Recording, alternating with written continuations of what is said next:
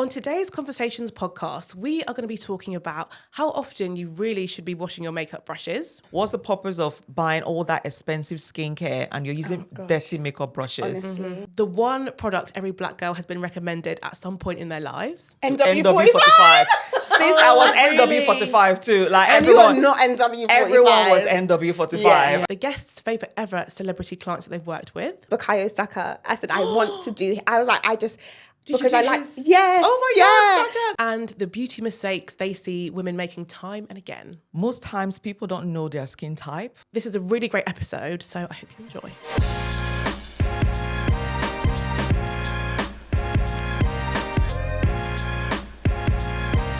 Hello and welcome to the SheerLuxe podcast with me, Sherri Andrew. We have a great episode coming up today as it's a Black Beauty special. And today we are talking all about makeup. And just a quick note to say that if you enjoy listening to this podcast, please do your friends. And we would really appreciate it if you subscribed because it does help us to grow and just continue making this podcast. But first, let me introduce our fabulous guests. We are joined by celebrity makeup artist, Joy Adenuga, and pro makeup artist, Esther Appiagyei. Welcome, ladies. Thanks for having me. How Thanks are for having we? us. Amazing.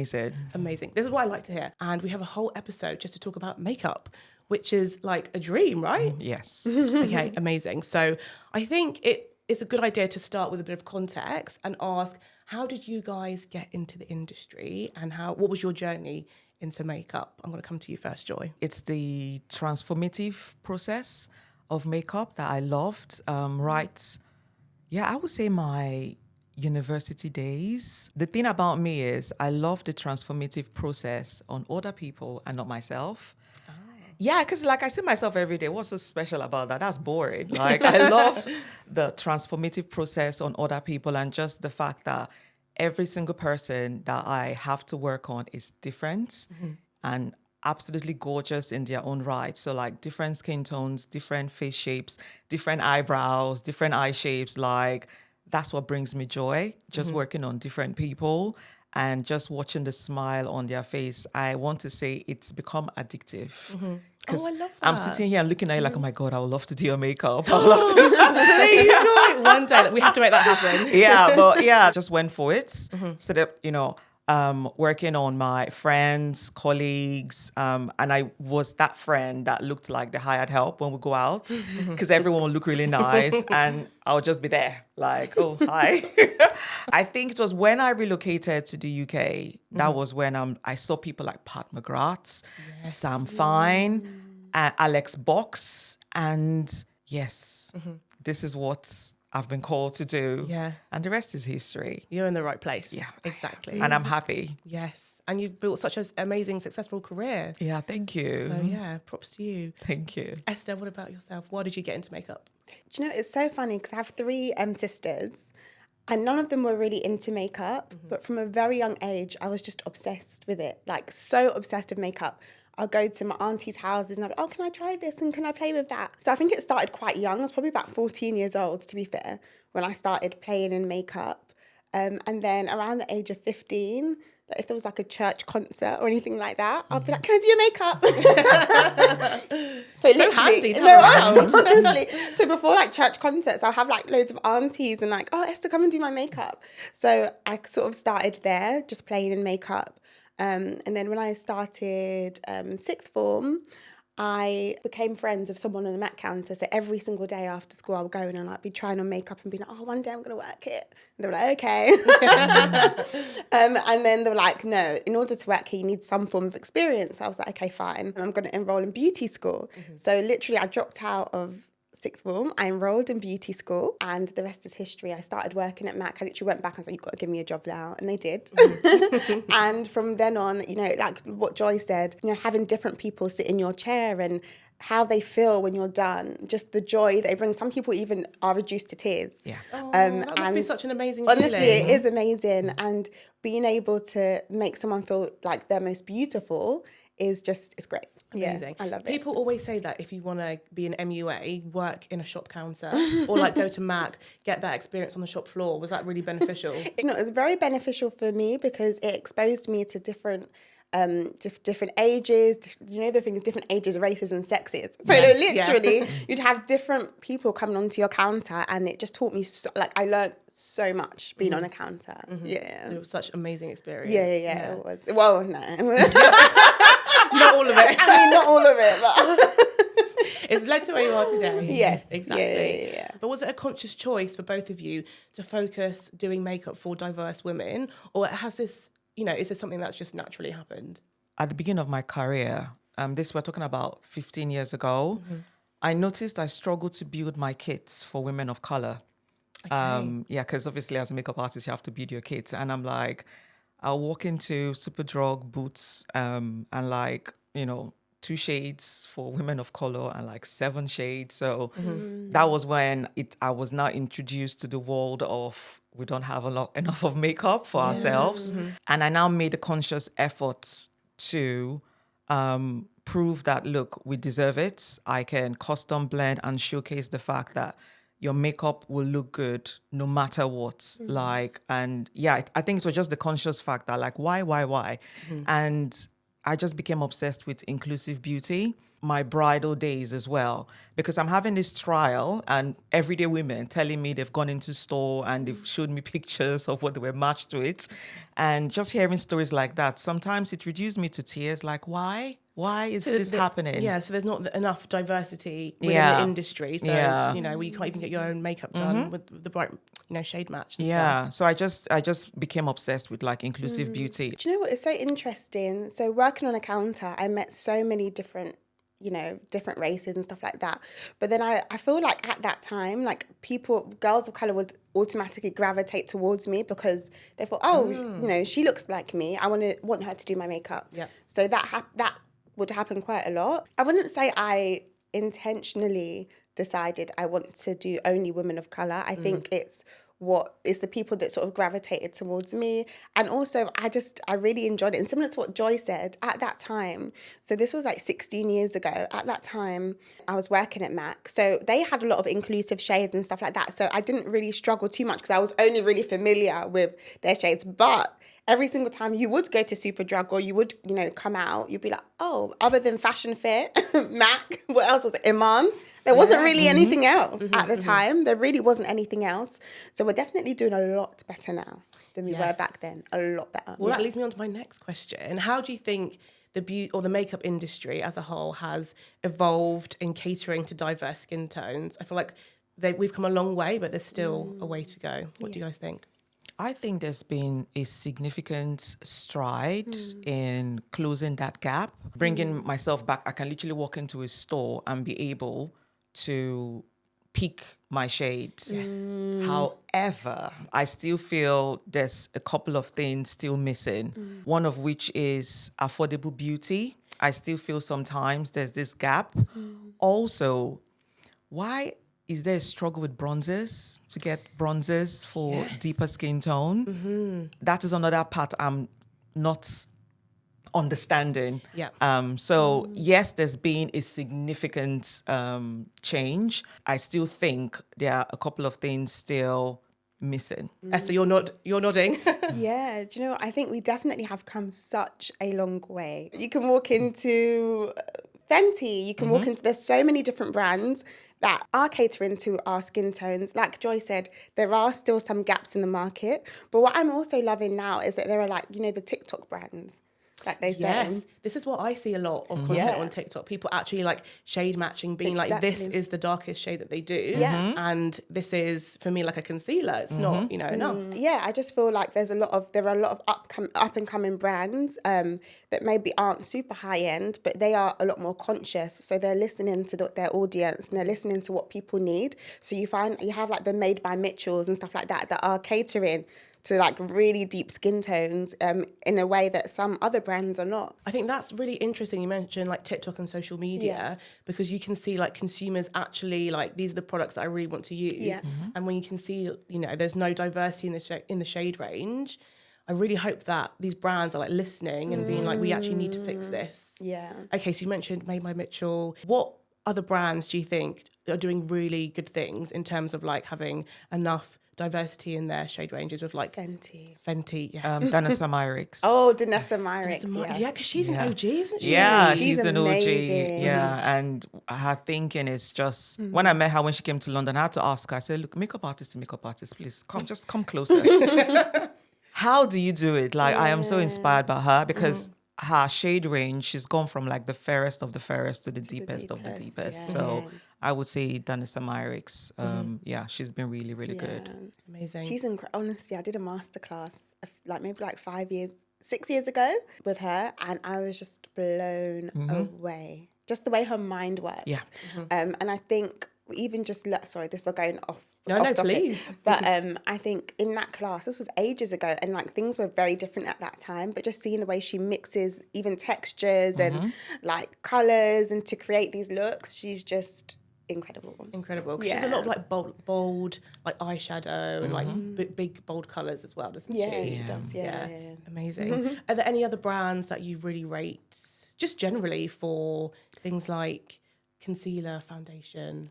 Do you know what? I will actually, and I'll bring MAC back into it. They've been doing it they've been trying. They were the OG. They've been trying for a long time. Can I just say something about Yeah, MAC? Because yes, they've been trying, but I think they also had issues with shade matching as well. Because when I used to have trials, like everyone would come back and say I was matched to NW45. Since I was NW45 too. Like and everyone, you are not NW45. everyone was NW45. Yeah. And so they had it, but I think that was more what would you call that? I would say the issue with that was probably their artists. Yeah. And not having as much training. So on the counter, I think you would go to, depending on who you went to, would depend on what you would leave with. That's why they came to you. That's why they came to you. Yeah, so we had that problem a lot. So I would say that it wasn't the brand. I would say it's the artist. There should have been a bit more investment into, let's training. teach you how to actually colour match and all these things. Yeah. NW45. NW45. Yeah, well, bearing in mind, I think I'm N42, which is quite a light shade to be fair. So yeah, that's not great. But yeah, it's nice to see that there is more diversity. And as you mentioned, like other brands coming to the forefront, but I think we need some more high street brands who are doing affordable, like a concealer that's under £10 or under £15 for the deeper skin tones. I think we still need to see that. Yeah. Do you agree? Yes. Yeah. And I think that there are some, but then when you're using it, there's the undertones aren't. Sometimes they have the colours, but the undertones aren't quite right. The tones aren't quite right. For anyone who doesn't know what that actually means, when you're talking about undertones, what is that? So you have like warm, cool, neutral tones. You explain because Joy. So everyone has like an undertone. Yeah. So it's more or less, and your undertone is like we've got cool, we've got neutral, we've actually got cool neutral. Oh, wow. Yeah. Okay. Yeah, because we've got warm neutral. And those ones I would say are the ones that I think brands struggle with. Which is why sometimes, like even as a makeup artist, I have to go out and actually buy neutral shades because when I buy some foundations, they're really too warm. So I have to mix a bit of neutral. And I'm in that category as well because most times, like just for fun, I take myself to get matched. And automatically... I do that all the time. I know that I have to have a bit of neutral in it and everything. And there's a brand I need to mention that has been really good, Lancome. Lancome are amazing. Yeah, they've been like, I almost feel like they've just been at the side, like, we see you, like, we're trying to, And they're doing a lot. Yeah, because now they have this in-between shades. So if you are like, let's say you're like a 13, there's now 13.1, 13.2, 13.3. So yeah, they've been really, really good. So in terms of undertone, if you're like a 13 and you're like neutral, you could try like 13.2 and that will be bang on your shades. Yeah, that's such a good idea because most people aren't good, unless you're a makeup artist like you guys, aren't going to be confident with like mixing two different foundations that you have to buy two as well. It ends up being more expensive for a colour because you don't have the variation in the first place. Okay, so what other concealers actually let's start with concealer. So what concealer is in your pro kits? You probably have many. I have what are your favourites? Your most used, probably that's the best My one. most used, Hourglass. The Hourglass concealer.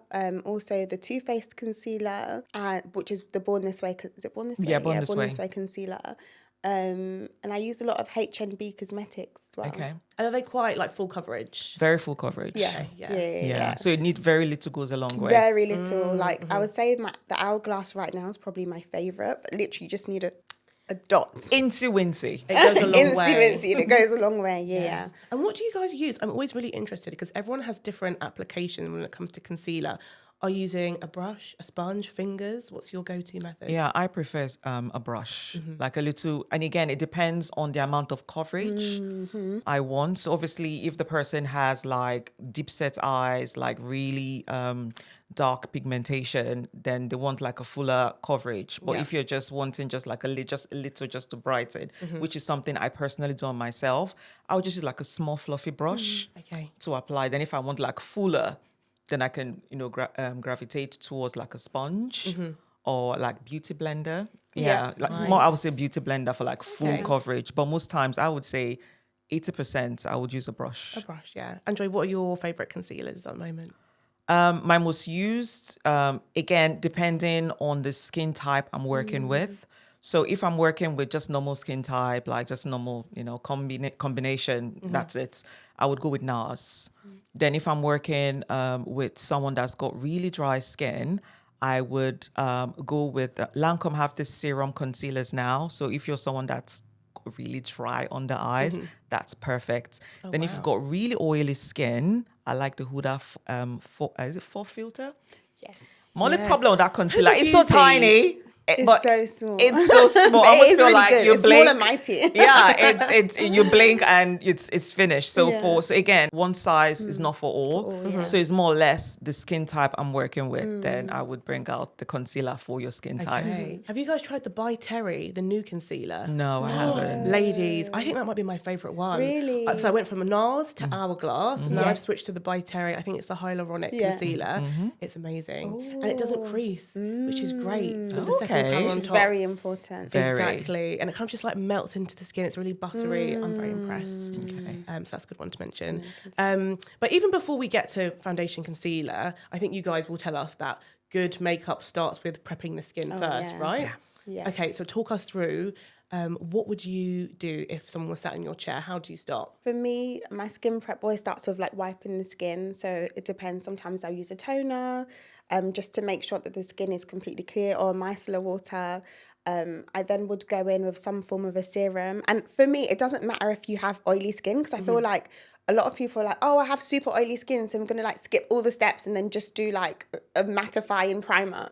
But it's very important that you do bring hydration back into the skin, because I feel like it almost does the opposite. I don't know if you know what I mean, Joy. If you don't actually prep your skin well, your skin is like, what's going on? And then it actually produces more oil. Yeah, depending on the skin tone will sort of depend on what products I am using, what moisturizers I'm using. But I like to use a serum first, and then I would use like a moisturizer depending on what the skin type is. And something that I really like to do is to use my gua sha on my Love a clients. gua sha. It's so relaxing, isn't it? It's so relaxing. But now, like on my clients, I always use my gua sha, and that's literally because I feel like a lot of the time when I look at them, I'm just seeing there's like a lot of puffiness. So I literally use my gua sha to get rid of any water retention that is stuck in the face. And then I would use whatever primer I think. So if I want a more hydrating or more dewy look, then I would reach for a more dewy primer. If I want more of a mattifying look, obviously more mattifying primer. Sometimes you might have somebody that has super dry skin, but they want to achieve they still want a matte look. They don't want to look dewy. So I need to make sure I'm using the products that, don't make them look super oily, but that will give them the look that they are looking for. So it's You've got to balance what they want. You've really with what got you to think is balance, gonna last. and what look you're trying to achieve in the end really is dependent on your skin prep. Most times people don't know their skin type. When you ask them what's, so you can know the appropriate primer to use on them, it's mostly, I have oily skin or I have dry skin.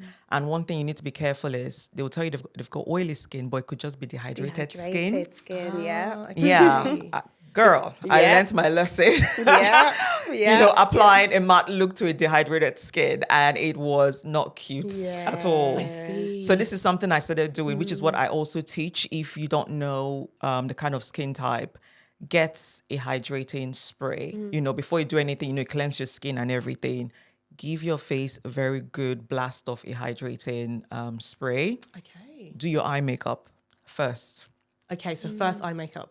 Yeah. Then come back after 10, 15 minutes. Look at your skin in natural daylight and see where the oil has appeared on your face. And that's how to tell what skin type you are. Yeah. So if you've got like a love oily that. T-zone, what Yep. does that mean? It Oily means skin? like the hydrating mist, if you've got a combination skin, hair will remain dry. Then the oily surfaces, the So- nose, that's the forehead, Okay. nose, this part of your cheeks, and your chin Okay. will be slightly oily.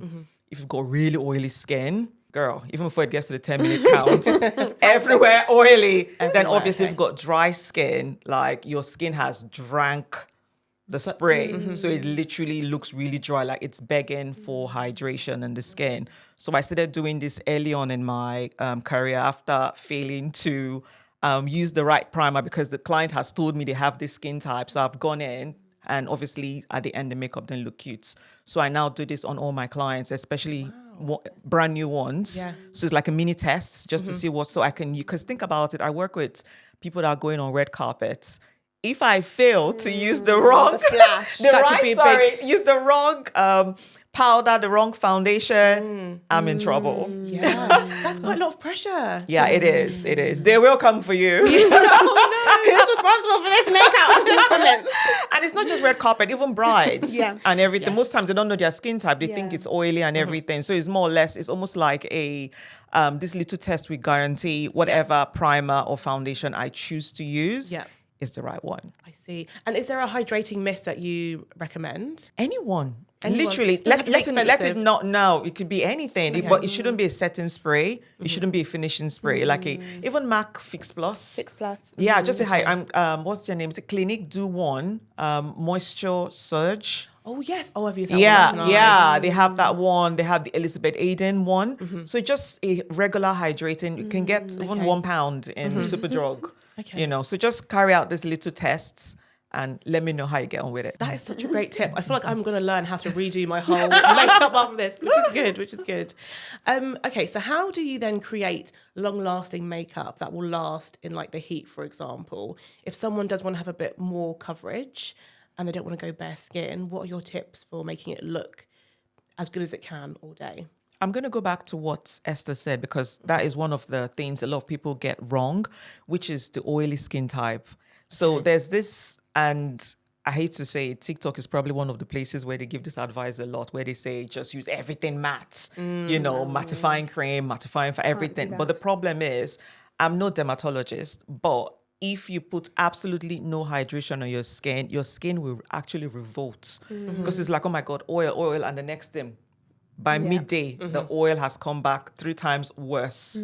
So no matter your skin type, you always have to start with some form of hydration. Okay. And this is where serums come in because they're a lot lighter than moisturizer. So start with a serum. You can, again, a hydrating spray, a serum. Then you go in with your mattifying primer. Then what I would say is if you've got really oily skin, this is like an old school, I know it's becoming popular now, but it's an old school trick, which is just dust a bit of translucent powder over the areas that you tend to shine the most. And I tend to do this on brides or clients going to red carpet because there's a lot of flash and everything. Bright So lights. yeah, so I do it after primer, just before foundation. Okay. You know, so you could, if you want really matte, I use a beauty sponge. But if you want just like, I don't know whether this English is right, semi-matte. If you want that semi-matte, like I don't want to look overly matte and I don't want to look overly dewy, I will in use between, okay. fluffy brush just to dust translucent powder. Oh, before Then the go in. foundation. Then So I feel go like in. a lot of people, including myself, think Yeah. that step is after, like Yeah. after your concealer, after your Both. foundation. Both. But it can be both. It can be both. I go to Ghana a lot, and something that's very important is your foundation choice.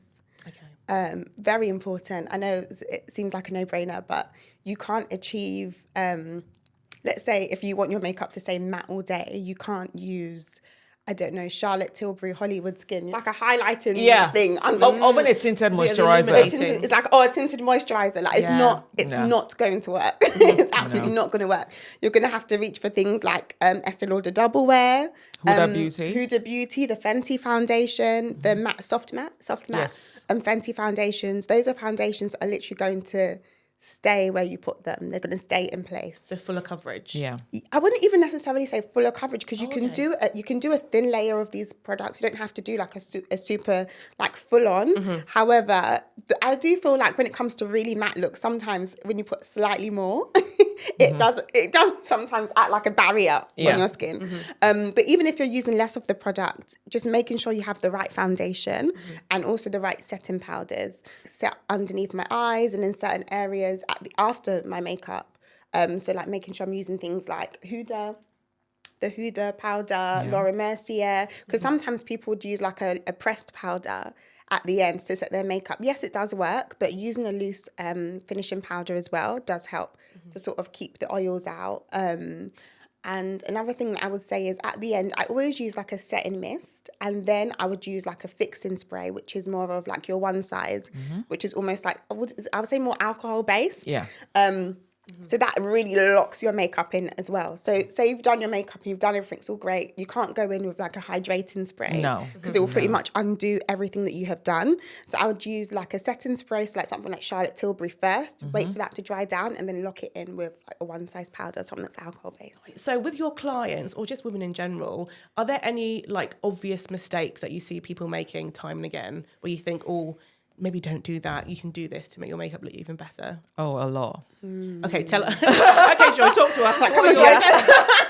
I would say blending. Okay. And I would say there are two reasons why your makeup looks that way. I would say applying too much, because when you apply too much, trying to blend that is going to be extremely difficult. But when you layer your products, like you start with like a light layer, you blend and so gradually build vessel. And there's this thing they do on TikTok. Anytime I see it, I literally like, Is it when they cover their face in yeah, they just foundation? take the bottle, 1, 2, 3, 4, 5, and they will literally teach like 10 pumps, 1, 2, 3, 4. Like, I don't know, this lady, that one that applies like a lot, like almost half the bottle. No, She like pours it on her face. Yeah, she pours it on. I think she rubs it and she kind of rubs it in. Like it's face cream. Yeah, so blending something like that, like you're gonna literally see a visual line on your jawline. So I would say blending. So two things: you're putting too much product, you should learn to build. Blend will become a lot more easier, and also brushes as well. Like when you're not using the right, like I've seen somebody, God forgive me, using this expensive foundation and her brush she was using, and she was literally doing a review. I'm like, I've used that foundation is amazing. You're using the wrong brush. Oh, so it's the tools Yeah, as well. because she was doing a review and she was like, oh my God, it's not, because she was duetting somebody and trying to say that the foundation wasn't good. But in my mind, I'm like, girl, it's the brush. There's no way, it's the brush. Like the brush, she was using the wrong brush. So as she's trying to blend, it's not blending. That was the reason why. So it's better to start with small, Light layers and then build up. Yeah, it's easier to blend that way. Yeah, that makes so much sense though. You can always add, but you can't always take away. Yeah, true. Esther, what about you? There's so much you can do on your face, and it can look great if you just do it the right way. So let's say you're first, foundations. With a lot of women of colour, some of our face might be slightly darker. So when you put foundation on top of it, it looks almost green. You're like, why is that happening? Grey. Like, why has it gone grey? Like, what is happening? Okay. So like colour correcting is very, very important. Very important. You'll find when you're colour correcting, you'll be like, oh wow, so where have I been? Where's this been all my life? Colour correcting is very important for a flawless finish. And some people struggle. They think, this bit looks a bit dark or looks a bit grey still, so I'm just going to apply more foundation. But it doesn't actually help. You just need to take it off, colour correct, put a thin layer of foundation. You don't need too much. Another thing that I would say is, see, I'm a girl. I love a bright under eye. I know we're leaving it. Now we're going to low contrast makeup. So, so we're not supposed to. But let's say like your under eye, for instance. I like a bright under eye. You can't just go straight in with like a bright concealer under your eyes. It's going to turn grey. You need to make sure you're colour correcting, making sure you're using one that's closer to your skin tone, and then brightening. So I would say, think like colour theory. Like people sometimes don't quite have that right. and they're overcompensating with more products So then as opposed to the right products. Okay, so then with colour correcting, how do you know like what colour to use, where to put it, if you're like a beginner? So if you're a beginner, so if you have like a darker skin tones, orange and reds and oranges would completely blank out the darkness in that area. So if you can put your foundation on top of that. If you have like you're struggling with pink is green. So like let's say you redness. have like redness, like in your cheeks you have lots of redness and you want to blank that out, then using something with a slightly green undertone will help to blank that out. And there's one thing I need to also say regarding using correctors. Personally, and this is personally, if you have red undertone, I almost feel like sometimes your foundation literally cancels that. Yes. So if you're using a foundation like, let's say, for example, NARS Namibia or Mali, it has red undertones, and sometimes it's enough to color correct.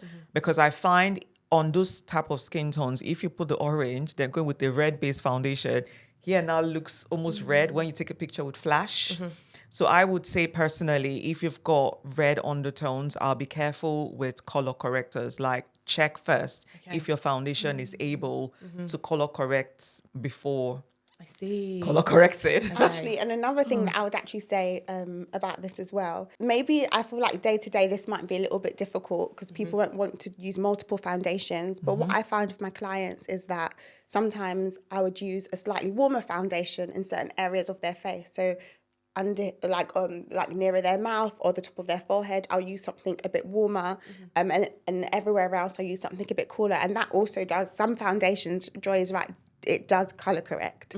So if I have somebody that is like slightly darker here, but it's not like crazy, but it is like, I can tell if I put like, let's say a cool tone foundation on top of it, that it's going to turn like strange. What I will do is put something warmer around their mouth and around the perimeter of their face, and then use something cooler everywhere else. So it's probably worth doing it's like trial and error. Like Yeah. seeing what works for your skin. Yeah. I mean, not everyone has, I wish I had you guys at home every day to help me, but not everyone has that, obviously. So I wanted as well to ask about affordable makeup. So what are some of the things in your makeup bag that you don't need to necessarily invest in? What can you go a little bit cheaper on? I would say mascara, lip glosses, even lipsticks. Lipsticks. Like, yeah, there are so many affordable lipsticks right now. Kiko. I love Kiko going there has when a they're. lot. Kiko I has love a going lot. there when they're on Yeah. sale. Yeah. They're on 3 sale. for 2. 3 for 2. Kiko's so great. Yeah, their it sales is. are amazing. Even some blushes. My favourite blush right now is actually from a hair shop. A hair Really? shop. Yeah. From whom? Vital. You know, Who? Vital. You know that brand in the hair shop? Like the really cheap makeup brand. In the black hair shop, Really? yes. I think In the I've heard black of them. hair shop. Yes. Could you spell I it? feel like I can picture this. Vital. Yeah, I've seen them. Like, I have honestly, seen it's them. like £1.50. Yeah. Wow. That's such Yeah. a good blush. Very cheap. Yeah. Great. Yeah. That's great. I also feel like people spend a lot of money on like brow gel. No, And you no, don't need to. No. Yes. MU, I think does MU Academy have one? Yeah. And do you know, Elf has a really good one. And makeup brushes, Joy, I know you've got the most amazing Amazing brushes. And we did I did a feature on our SheerLuxe website recently, and it was we spoke to various diverse women, and I asked them what are your favourite black-owned brands and businesses, and every single makeup artist said Joy Adenuga makeup brushes are the best. So I thought that spoke volumes. Oh, thank you. But can you tell us a bit about your brushes and what's the range like? So basically, the idea behind the brushes is I'm coming from like a makeup artist perspective, and back then I noticed my kit was getting really heavy, and I'm like, why is my kit so heavy? So obviously, decongesting the foundations, I noticed like all my makeup brushes, I had one for different things. So I had one for foundation, one for blush, and I couldn't use one for the other. So I'm like, I wonder if, and again, being very conscious about the kind of tools I have in my kit. So things like human hair on brushes, I wasn't really a fan of that, or animal hair and stuff, and like using like a brush made of a horse's tail. Oh my, they have, Sorry, I did not know these things existed. they've got goats, yeah. goats, they've got horses. Yeah. So I was beginning, I've gotten to that Yeah. point where I was now being cautious of what I carry in my kit. So I now went like, okay, I wonder if there's a possibility I can make brushes that are multi-use. You can use one brush, you can use it today for your foundation, your blush, all over powder. So, and the hair on the brushes, I think that was the one that probably took the longest for testing, because I'm like, it has to be on your skin and you feel like you're floating in the clouds. So my brushes are super soft, made with very high grade synthetic hair, very high grade, because that's the next best quality to using animal hair. And I would say multi-use, and the brushes, they really deliver. I think everyone needs at least one in their kit. Realistically, how often should we actually wash our makeup brushes? I would say once a week. And this is my advice. This is what I tell everyone. I would say when you're buying brushes, try to buy at least 3 of the same type. So like your foundation brushes, buy 3. Oh, really? Powder, buy 3. So have like a set. So use this set this week. Wash it Saturday or Sunday. While it's drying, you have a fresh set to use. Again, we are in this climate where we are very conscious of our skin. Like, everyone now uses vitamin C, retinol. But what's the purpose of buying all that expensive skincare and you're using dirty makeup brushes? So it's like unraveling the amazing skincare. You've just, So I would say once a week. Definitely once a week. Okay. And how do you actually wash them? Do you have a special product that you use, or it's just like soap and water? I have a brush soap that's more for personal use. Yeah. For pro use, because obviously I'm using my brushes on different people. I also clean them first with alcohol. Okay. Yeah. Yeah. So there's this product called Parian Spirits. So I literally dunk the whole brush in it, and it literally almost disinfects the brush before I now wash it with my brush soap to get it all fluffy and smelly, because my brush soap come in different scents. There's orange, there's pina colada, there's chocolate and orange. Yeah, I love there's that. no scent, so gets it. And I love the orange one, because when I'm using on a client, they're like, oh, what is that smell like? Because the brushes are going like this. So you can also get Parian Spirits as well if you like, you've got really sensitive skin and because I think one of the problems I noticed with foundation is people don't wash their foundation brushes on time, so it gets that's the most obvious one, because you're using that on your face Honestly. usually every day. Yeah, if you don't wash it once a week, it's going to pile on. Yeah. You can imagine the amount of bacteria on that. Oh God, Yeah. put it under a microscope. Honestly, Horror. I was even gonna say, Joy, like, I'm really OCD with my makeup brushes. So like I wash them, like I clean them every 3 days. In my head, I'm like, oh, if I don't, then I'm gonna break out or whatever. And even if I'm not wearing makeup, so sometimes I'll wear makeup once a week. By the time the next week I've washed my brush in between, like I'm not gonna use it again. And that's, everyone has different skin, but for me, the way it reacts to bacteria, I have to change my pillowcase constantly. Yeah. Yep. My brush is my beauty blender. I can't use it tomorrow. My beauty blender, use it tomorrow, not wash it and use it again today. Like, I cannot. Okay, so between the both of you, you've worked with some amazing clients, lots of high-profile women as well, Joy, like Leanne Pinnock, etc. Do you have any favourite looks that you've created over the years? I wouldn't be able to pick one, because the thing is, I would do same look on 2 different clients and they look completely different at the end. Yeah. Because by the time the hair comes on, the dress, the whole styling, and they look incredible.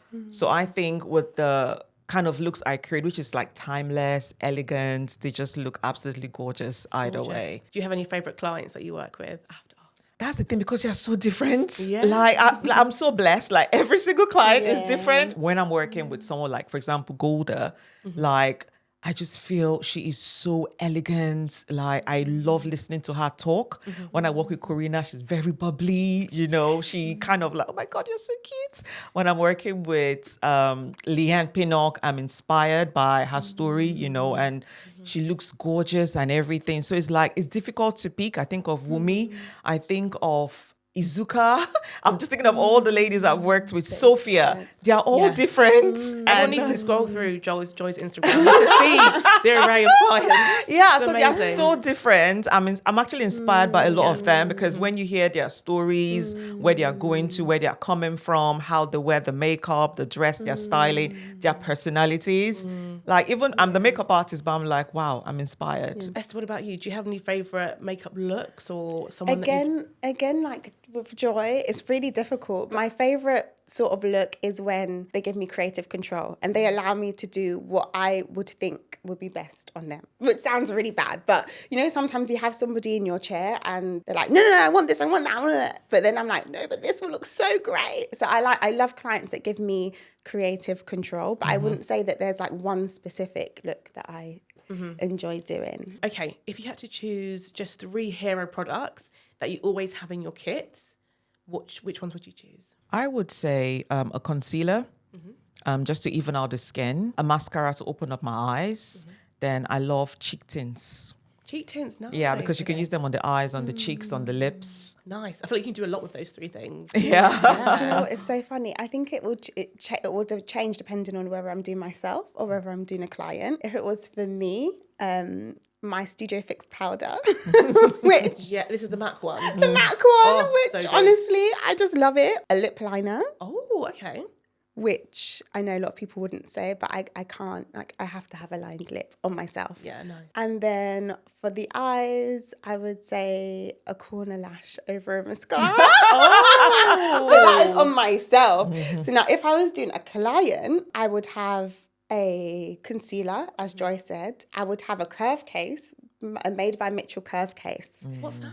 It's like a palette. It's a palette, Oh, okay, but it has fine. like it's like all creams. So it has like bronzer, it has Blush. a blush, it has contour shades. So Oh, I would okay. use that. This is cheeky because this is like 4. Yeah. So I'm being smart, and I used it on my eyes today as well a little bit. Nice. And then I would use a mascara. Yeah, You have to have Joy said. mascara. You have to And have where do you get your mascara. eyelashes from? Is there a brand that you love? Do you know what? These are like TikTok. Really? Literally a TikTok lash that I cut in half and stuck it on the corner. But Tati lashes do really good like corner lashes and Yeah. stuff like that as well. Yeah. I've heard about them. Okay, who is your dream client? If you could do anyone's makeup in the world. Lupita. Lupita. Oh yeah, she is Yeah. stunning. Her Yeah. skin. And I like the fact that she's not as afraid to experiment. No makeup. Sometimes she wears bold colors on the lips, on the eyes, graphic liner, everything. She's very elegant. Very elegant. There's just something about her. So Yeah. definitely Lupita. Oh, that's a great one. Do you know why it's so hard? Because I feel like, so last year I wrote a list of like people that I want to work with, like really, Manifesting. and they were not like, they weren't like everyone's idea of like celebs. And God actually got to work with some of them. I'm really, so one of them, her name is Stephanie Ike. She was like on top of my list. I was like, I have to do her makeup, and I prayed and I did her makeup. She's like she's a speaker, but she's a Christian speaker, so she's amazing. Another person I put on my list that I said I really want to work with, and he was a man, but I said I really want to work with, was Bukayo Saka. I said I want to do. I was like, because I like, yes. Oh my God, Saka, and that's I a was great like, one. I just liked his spirit. For me, it's like what Joy said, when people sit in your chair, there's like, it's what you're able to draw from them and give back, and also their spirit. Like it really does affect the way in which you feel. And His energy is just honestly, 100, like I can imagine. my absolute favorite. Okay, I need to know was it a bit of concealer? What did he have specifically? No, so like honestly, you can see that his skin is like perfect, so you don't really have to do much. So it's just, again, just touching up certain parts of his face, making sure it's matte, brushing his brows. Yeah, a little bit of concealer here and there, but nothing crazy. Just a tiny bit. Yeah, just a tiny I bit. love that. I was not expecting you to say Saka. That's amazing. Yeah, he's my favourite. I think if I could just only do bridal and do him, I probably would. I would, because he's amazing. Yeah, That is a dream combination. Yeah. Okay, so I also wanted to ask finally, so you guys, between you, have so much, knowledge in the industry, you've got years of experience. For anyone who's listening that wants to get into this industry and become a makeup artist, what advice could you give them? For this industry, 2 key things: craft and relationships. Okay. Yeah, one can't do without the other. Yes. So you can have amazing relationships, but your makeup might be, or you can have amazing makeup and you don't have good relationships. So I think in this industry, not just as a makeup artist, as as a creator, your craft, you have to enhance your craft. Make sure you're practicing. Like, I've been in the industry for such a long time, but I still make sure I know what's happening, test new products, test new techniques. I'm not just sitting down like, oh, I've been in the industry for so many, I know everything. I don't know everything. Like, things are evolving, things are changing. Yeah. So I keep myself educated as well. So this is all under craft. Then relationship, how do you interact with people? If you can, nail those 2 key things, your relationship with different people and honing your crafts,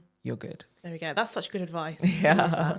I always think it's important to have this mentality of I haven't arrived, but I'm still getting there. Yeah. So always strive to be better. Another thing that I would say is know your place, because makeup is so broad. Like there's bridal, there's TV, there's film, there's red carpet, there's editorial. Like there's so many different forms of makeup. Your makeup might be TV and film. So make sure you're aligning yourself with the right type of people, because there's no point following me or like trying to shadow me or work with me when you want to do TV and film and special effects. It doesn't align. So also try and find your niche, and then find people that inspire you in that space. I love that. That's so Such good. amazing advice. Honestly, so good. Okay, I think we've got time for a few quickfire questions from our lovely readers. And there were so many questions about mascara.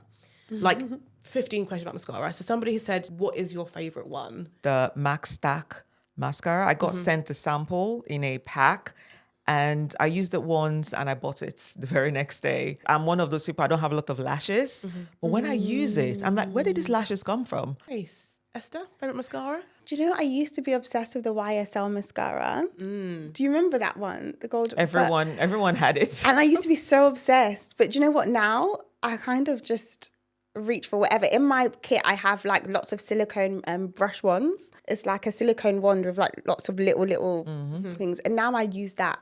So with whatever mascara I use, and I feel like that works for me. So please don't. Yeah. I'm going to try your one. Yeah. It's often the brush, isn't it? It's the brush. It's the brush. It's the brush. Yeah. So I found a brush on Amazon that I really love. And so I just use whatever. Yeah, I with feel like that once you brush. find a good one, you stick to that. Yeah, as well. yeah. Great. Someone has said, what is the best product for tackling thin eyebrows? What I would say is get a brow gel that contains fibers. Yeah, they sell, so they have normal brow gel to kind of set your hair and keep it in place. Then you have brow gels that contain fibers. So when you brush, it's depositing fibers on the hair and you're getting like almost fake hair, but you need to be very careful with them because you might come out with a bushy, like overly bushy brows. So I would say, and loads of brands do them now. So just get brow mascara that has fibers in them. Okay. Someone has also said, how can I hide dark marks / hyperpigmentation with concealer? I think we touched on it earlier. Yeah. What I will say is color correcting is very important. If you are struggling with a lot of hyperpigmentation, get a color correcting concealer. Depending on your skin tone will depend how dark orange you go. But yeah, if you put a color corrector first and then follow with your concealer, that will definitely help to cancel it out. Someone has also said, what is your favourite highlighter for deeper complexions? For me, in terms of highlighter, I love highlighting blushes. So yeah, Look at my blushes. one today. Yeah, I Yes. love. So basically, and then cream blushes are like my favorites. Yes. Cream and liquid blushes, because I feel like when you use them, you don't need a blush and a highlighter. Yeah. That's too much products. I love multi-use products. Yeah. I think I've said that before. So when I want, like, I'm wearing a Patrick Tar cream blush at the moment. So for women of color, I would say a highlighting blush. Okay. So get something like an orange, a cream blush. Like there's this one Armani does, like an orange blush. It's beautiful. NARS do amazing. Then obviously Made by Mitchell, the case. Yes. There's a lot of blushes Nice. in there that you can just apply, and it literally looks like you have a highlighter on. Yeah. So just Okay. because I almost feel like most people that wear highlighter, they end up putting too much. Yeah, and you're kind of like... Yeah, you need to be very iridescent. careful. Yeah, because you want like, oh my God, do you just come back from holiday? Not, do you have like, I can see you have a highlighter, or like, what is the name? So like, and I feel like those two compliments are different. Like there's something about you, like you're just glowing. That's what we want to hear. Not, I can see it, just give me the name. Bit more subtle than that. Yeah, Okay. which I feel highlighting blushes do. So one that I really, really, really love right now is Lady Gaga's House Labs Chocolate Opal. It's so beautiful. It has like gold reflex, pink reflex. It actually looks like a blush and it's not so obvious, but when you move, it just gives your skin like a nice luminous glow, but it doesn't look like gold. Yeah. A strip I'm of wearing highlighter, it now, actually. yeah. I'm wearing a lot of blush today, Yeah. but on top of it, I Really have nice. that. Yeah. I love House Labs. I think she's done an She's amazing... so- it's so Yeah, good. she's killing it at the moment. So Like, good. So good. Someone has also asked, what beauty treatments do you yourself indulge in? I like this question. I love lymphatic drainages. Oh, okay. For the face or the body? Or Both. Okay. Both. So anytime I'm having like any massages done, I always ask like, could you do like a drainage? Girl, when I come out, I look snatched. Jawline, cheekbones popping. I love like they literally, which is what you try to do when you're with the gua sha and everything. So even if I'm having a body and I go there for like a complete different type, maybe I even go for like a hydra facial. Yes. I just ask, could you just like at the end just Do a bit of drainage. Yeah, a bit of drainage. I just like I love the way my face looks. I literally look like I did like highlighting and contouring on myself. Like everything just looks snatched. Yeah. So that's one of the like if I have like an event where I'm wearing like a hair that is going to be showing my face, I'll see if I can get a lymphatic drainage on my face done just so I look snatched. Oh no, I've never tried that before, but it you sounds should. so good. Yeah, you get addicted to, so be careful. Yeah, oh, that's an expensive habit. Esther, what about you? What's your indulgence? I think I spoke about, but I do hydrofacials every now and again. Never hydrofacial. But yeah, like Joy said, I'm obsessed with my gua sha. Like today, I couldn't find it this morning. I was like, no. Don't worry, you still look snatched. You still look snatched. Exactly. What's going on? No, but honestly, it makes such a difference. It really makes such a difference. I have this thing, guys, and again, just don't quote me, but I basically like tape like parts of my face. When you're sleeping? When I'm sleeping. So Okay, I always do a mouth tape, so I don't sleep without taping my mouth. Do research on it, but it literally changes the structure of your face. It's a lot, but it works. And is that because you then you're forced to breathe through your nose only? Makes a huge difference. Really? That's one thing. Another thing that I do, guys, crazy, but I would tape so I would put castor oil in certain areas and I would tape it. And what does that do? Fine lines and wrinkles. How do you apply the tape? You kind of pull it up like this? No, never pull. Yeah, I'm trying to Never wonder ever, never ever. If Like you a pull mini your facelift. face, then you're doing the opposite. Like, So where do you apply the tape? So sometimes I put it just here. So I put like it on my smile lines, and then I just tape it on top. You need to send me a video of this. I'm gonna send it to you. I Not a huge want to pull. You say. have to be really careful pulling your face. Just like you have to be careful of like doing too much. You have to be careful of pulling. So I don't pull too much. It's like almost like this, and then Okay. tape it. And you've noticed a difference? Huge difference. And since I tape my mouth sleeping, huge difference. Okay. Right. Sadly, that's all we have time for. But Joy, Esther, thank you so much. I feel like we only just scratched the surface and I could have chatted to you for like the next 4 hours. Yeah. But yeah, thank you so much for joining me on this episode. And I feel so inspired to just like try some new makeup, try some different techniques. So thank you so much for your insights. And thank you so much for listening at home. If you have any feedback at all, please do email us at podcast@SheerLuxe.com. We love hearing from you. And don't forget to rate, review, subscribe and tell your friends. And subscribing really, really does help us make this podcast better and better. But thank you so much for listening. We'll see you next time. Bye-bye.